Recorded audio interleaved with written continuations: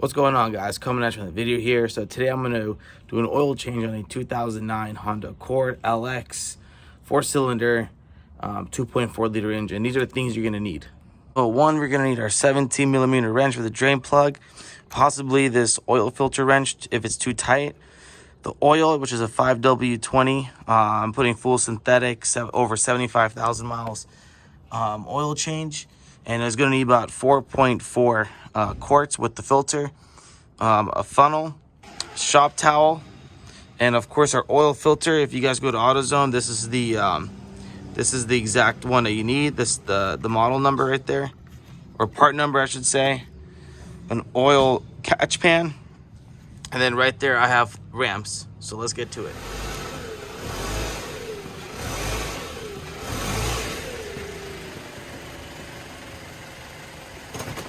To pop the hood for this car, it's gonna be down to the left side, driver's side. Just pull this back, pop off like that, just a little bit, and then right there is the lever.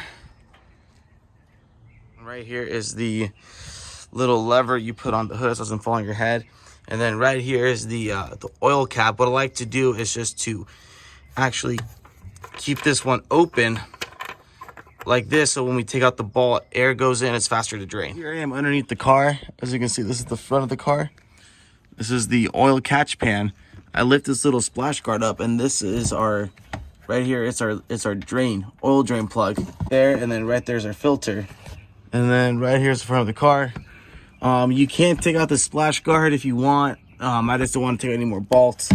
So here we go.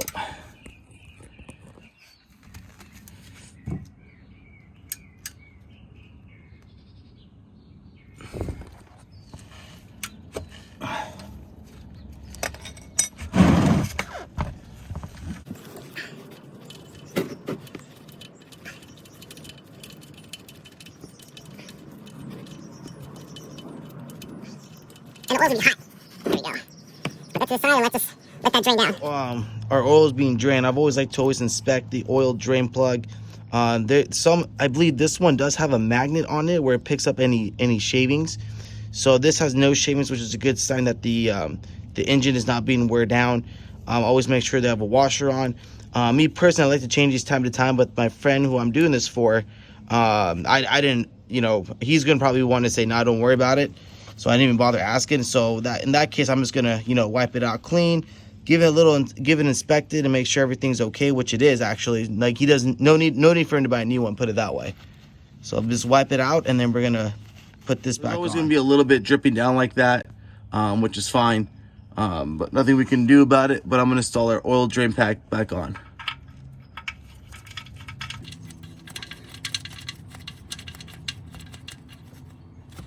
There we go.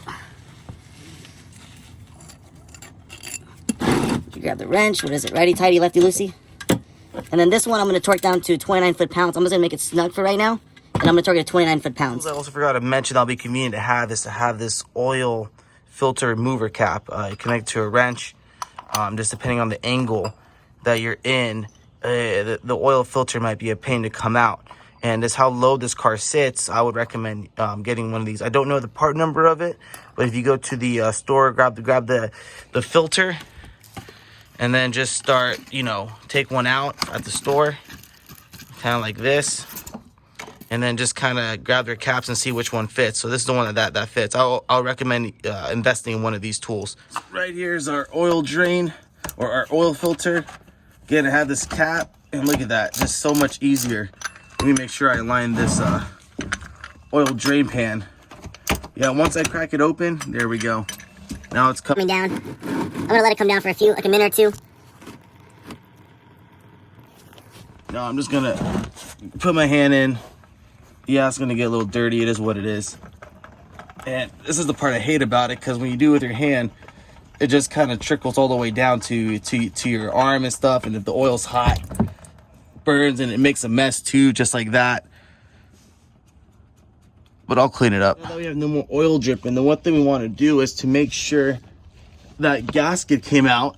That gasket, I mean, from the oil filter, this black part right over here, that part. You want to make sure that does not stick onto the car, because if this sticks on, you don't catch it. You put the new filter on, the trainer car oil is gonna just spatter everywhere, and it could lead to long-term problems if you don't stop your car right then and there. So there's nothing dropping right now. I'm gonna pull this out. Oh, there's a little bit of drops here and there. I'm gonna pull this out, and I'm gonna install the new oil filter. I'm just gonna put some oil in here. Slow and steady wins the race. And then let's grab some. And it's always good to put oil on the on this O-ring so it doesn't stick to the car. That right there is where we want to make sure our oil filter goes back in. It's hard to get a good angle with the as I said, the car. I'm surprising how low it runs. It's kind of hard to get right leverage, but I'm able to hand tighten it, stick my oil wrench in there, oil filter wrench I should say. Oh, come on. And I go righty-tighty. Just make sure it's snugged, and that's it, it's snugged. And now we're just gonna add oil, and we should be good to go. Right here is our cap. As I said in the beginning, I have to keep it open so it drains much easier. And then we're gonna grab our oil funnel, and we're gonna make sure it's clean, absolutely clean. Put it in, and then we're gonna start adding oil. We're gonna put 4.4 liters. Pretty much there's about 0.2 in the oil filter, so probably put about 4.2, kind of try to guesstimate it.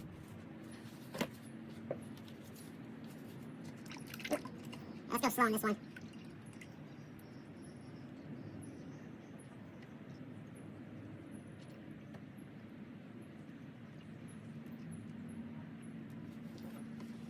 We're about half of this, a little bit more. That should be good.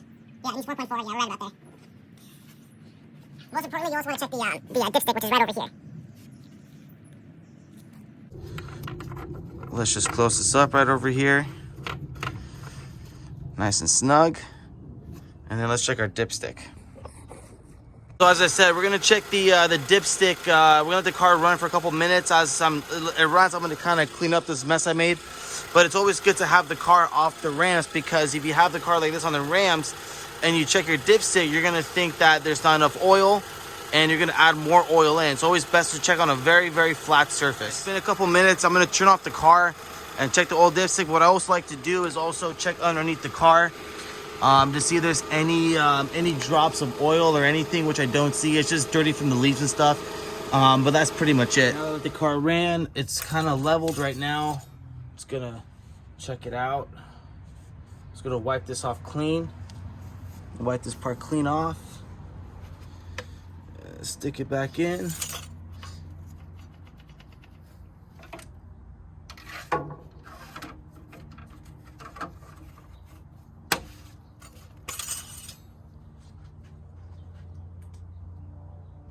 And I know it's hard to tell, but there is oil right there. It's level a little bit above the second dial, which is fine. So that's how you do an oil change. And with that being said, I'll catch you guys later. Only thing to do is to reset the oil light, which I'll show you how to do that in my next video.